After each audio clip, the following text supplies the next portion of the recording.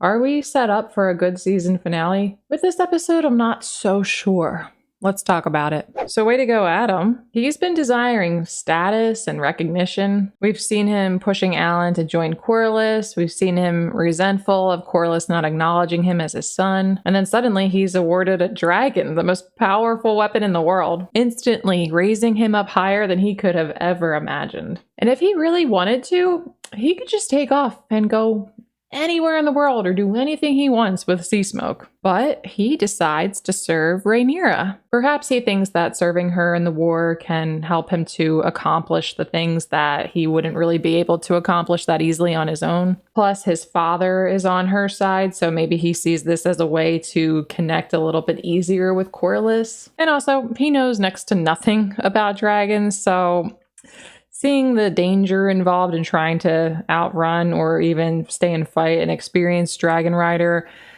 I think he can tell that's not a good decision. What do you want? To learn the ways of dragon riders. And he wants lessons. And Rhaenyra, did she get insanely lucky? We haven't gotten to know Adam too well yet, but he does seem like he's at least a decent person. So she's really lucky that Seasmoke chose somebody like Adam who wants the things that he does, because he's the ideal candidate to fight in her war. Well, not ideal per everyone's standards. So in the last review, I talked about how the season's been feeling kind of slow and how there have been moments where it feels like they're just trying to give characters something to do. Characters who would otherwise, at this point in time, not really have anything important to be doing. And I stand by that, especially with the Alicent scenes in this episode. If she was completely omitted from this episode, I don't think it would have made any difference at all. Like, it kind of seems as though they're trying to make sure nobody forgets about her during a time where she's currently irrelevant. But they include her, so we're going to talk about it. She's expressing how she spent her whole life doing things she didn't want to do because it was the right thing to do, and it didn't end up mattering at all. So she's looking like she's just becoming resigned to this outcome. Similarly to how she was resigned to her fate of getting pimped out by her father, marrying and sleeping with a much older man who was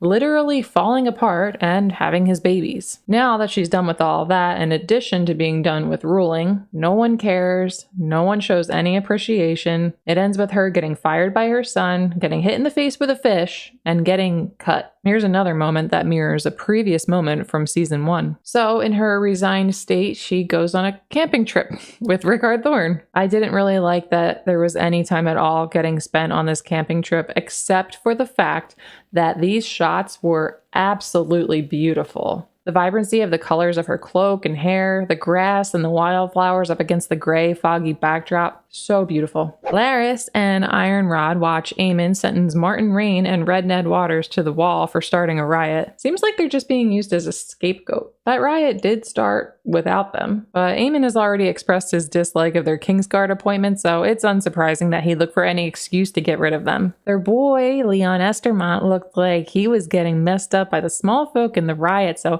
I think we can assume he didn't make it, since he wasn't here getting sent to the wall. These guys did not last long. They actually stuck around a lot longer than I would have originally thought possible. So, I mean, good for them, I guess. Ironrod is doubtful about sharing the news of Seasmoke with Aemon, so he gauges the situation with Larys first. And Larys also doesn't think it's a good idea to share the news right away with Aemon. They're not showing too much loyalty or service by deliberately keeping information from the Prince Regent. For Larys, that's unsurprising. For Ironrod, it is a little bit surprising. Maybe he's just afraid of Aemon's wrath? It could be that he doesn't want to bring the news forward to Aemon until he's got all the details banged out, because right here we see that he doesn't know exactly who the rider is. Plus, Aemon is obviously going to be pretty angry when he finds out that they're at a greater disadvantage in the war. Bartimus Celtigar is yet again unhappy with Rhaenyra's decisions. The lowborn cannot go around seizing dragons. As a highborn from a Valyrian house, he doesn't like the idea of lowborn people claiming dragons. And Jace is also yet again unhappy with Rhaenyra's decisions. Rhaenyra gets back from meeting Adam spinning with excitement. She wants to get right back into finding more dragon riders, so she starts looking through her files again until Mysaria laughs in her face. She knows from working in brothels that Targaryen princes like visiting brothels. From the handful of Targaryens that we've met in the show alone, we've already seen 3 who frequent them. Plus, the Targaryens have lived on Dragonstone for a few centuries now, so there's bound to be a lot of lowborn running around with Targaryen blood right here on Dragonstone. But in the highborn houses, there is an ancient fealty. There is honor. Are they bound by honor? It's interesting that Rhaenyra needs to be reminded by Mysaria that highborn aren't automatically honorable because they're highborn. Like, girl, you are at war right now because of dishonorable actions taken by highborn individuals. Adam finally gets the acknowledgement from his father he's been wanting. And I'm happy for him, but personally, I wouldn't have been satisfied by a simple, "You have a dragon now. Okay, I see that you exist. Good job. Okay, bye." But yeah, I'm glad for Adam that he was satisfied by that. So the Harrenhal scenes finally got a little bit of payoff. And Oscar Tully is a little bit of a badass. As he meets with Daemon privately, he's not super compliant and ass-kissing, but he's a bit more tolerant than he is when they're in front of the River Lords, whose loyalty and devotion Oscar needs. I like how he refers to him as Prince in front of the River Lords, but calls him King when they're in private. Dealing out justice to Will and Blackwood the way that he did was so brilliant. Taking Rhaenyra's side in the war, even though it was per a sworn oath, could lead to the River Lords not supporting the Tullys at all. Alice mentioned they're not a great and powerful house. Their lord just died, so a lot of things are up in the air, and a young boy shouldn't be too difficult to overthrow if they wanted to. But he found the right way to maintain their support while forcing Daemon and the Blackwoods to answer for their crimes. And really, Daemon should be on his knees profusely thanking Oscar for coming up with this clever plan. He's been making mistake after mistake after mistake, and if Oscar didn't handle this the way he did, Daemon wouldn't have gotten the support of the river houses that he absolutely will need in this war. Honestly, I almost felt a little bit bad for Will and Blackwood here. He was given the go-ahead by the king consort to bring the Brackens to their side, but he's the one who needs to pay for it with his life, while Daemon gets to walk away scot-free because of his status. But like clever young Oscar says, Willem carried out these acts against the Brackens with savagery because he wanted to, not because it was necessary. So he is guilty, and he does deserve a harsh punishment for the crimes that he inflicted against innocent people. And this weirwood got a little sacrifice. So this was a good scene, but with all of Daemon's weird Harrenhal visions this entire season, I don't know if this scene made them all totally worth it. We could have just done with way fewer of the visions. And it's funny because I was actually really excited when we first got to Harrenhal this season, but what they just kept repeating the same trope without any real result, I got sick of it. But since Daemon made a change in his character and the Blacks should now have a large army on the mainland, we may now see the Harrenhal plot move along. But not before one more vision. Daemon sees the Black Goat again, right before seeing Viserys. After the transformation Daemon's undergone here, I believe the reason he witnesses Viserys saying, "Do you still want it?" is because he's come to realize that he doesn't want the crown after all. I can't! Ugh, this scene was hard to watch. Speaking of transformations, Aegon has quite obviously transformed this season. We were all enjoying Tom Glenn Carney's acting in the beginning of the season with the laughs that he brought us, and he's doing an amazing job still, but as a whole different type of character. The way he acts out the suffering is so good that I felt myself wincing during this moment. Oh my gosh. Last episode, we saw Larys has plans for achieving his ends using Aegon. It's very important to him that Aegon recovers to the fullest extent as quickly as possible. I can't wait to see what his big plans are involving Aegon, if he can even carry them out with the way the tables turn at the end of this episode. I confess I knew little of your mother's heritage, if it is something in the blood. Corlys is suggesting to Alan that maybe he can claim a dragon too, but Alan gives him this line. I am of Salton Sea. Baela told Corlys that Driftmark should pass to Salton Sea. Look at that pause, then the look.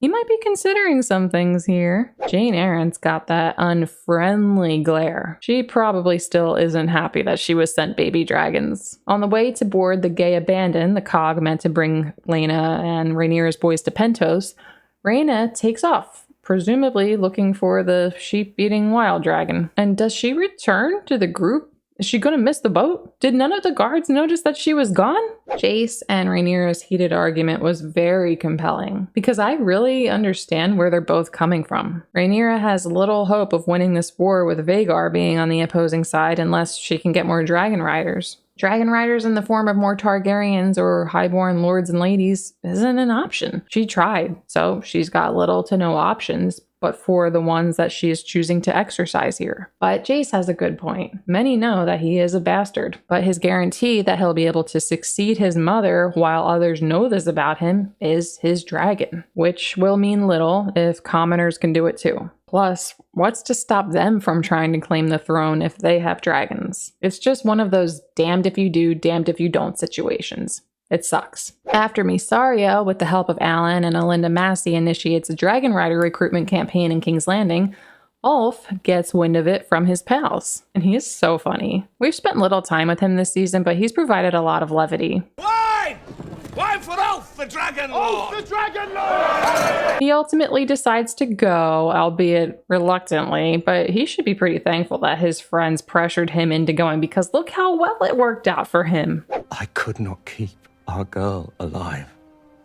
It was really sad to learn that Hugh's daughter didn't make it. It really didn't look like she was going to, so it wasn't a big surprise, but it was still sad. I wonder if there was no blockade and they were able to adequately feed her, if she would have survived. I feel really bad for Hugh's wife in this moment. She just lost her daughter and now she, believes that she's about to lose her husband on what would clearly seem like a suicide mission. I'm sure she'll be happy when she hears the news, but at this point in time, it's hard not to feel bad for her thinking it's a guarantee that she's gonna lose her husband. And Hugh is determined. After seeing the dragons as no more than meat, he previously believed that they were gods or the equivalent to gods. He feels like it's possible he could claim a dragon himself. Plus, his background gives him reason to believe in that possibility. Before the scene ends, we get this reveal that Hugh's mom is Princess Saera Targaryen. If you didn't know, Saera was one of the daughters of King Jaehaerys and Queen Alicent, making her an aunt of Rhaenys, Viserys, and Daemon. She was involved in a big scandal and eventually fled to Lys to become a very successful courtesan and never assumed an official role as princess. And now we know she's Hugh's mama.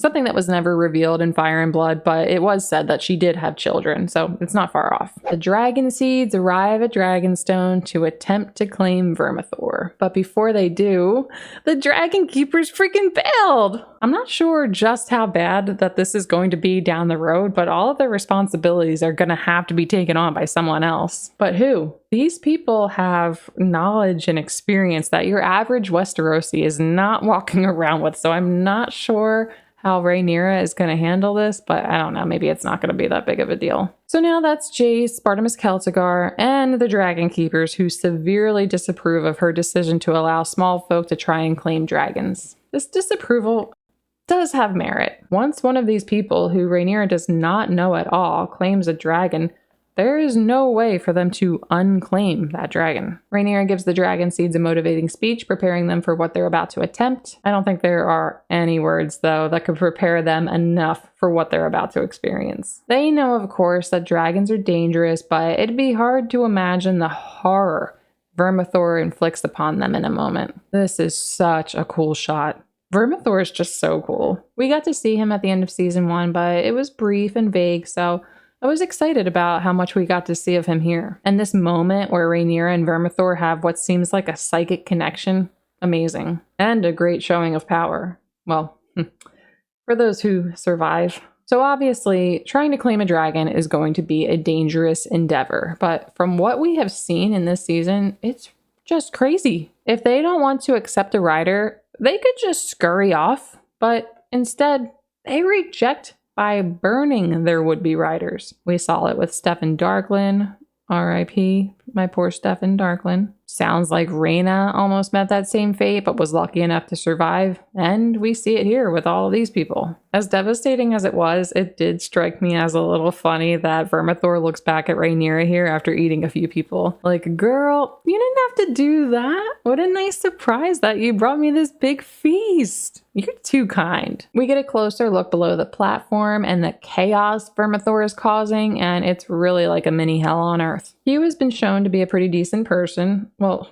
from what we've seen so far. There was that one moment that was a little bit questionable. He was desperate, so maybe we don't hold that against him. But he is made to look even better here. When he courageously offers himself up to vermithor to save this woman who is a complete stranger to him. I like to think that this action is what caused vermithor to accept him. He of course has Targaryen blood, so maybe vermithor would have accepted him anyway. But I like thinking of the dragons having a lot of personality. And vermithor sees Hugh's heroism and says, okay, you're worthy. I also considered that vermithor's first and only rider until now is Hugh's grandfather. Something interesting about that, Hugh's mother, Sarah, was dead to her father, King Jaehaerys, for her sexual expression. With the dragon's psychic connections to the riders, I wonder if there's anything here. We'll never know for sure though. Like I said earlier, Ulf provides a lot of comedic relief, and that didn't end with him claiming Silverwing. And good thing, because we really could have used a little bit of comedy after seeing all of those people brutally murdered. He just stumbles into Silverwing's little corner and she's like, hey, new friend,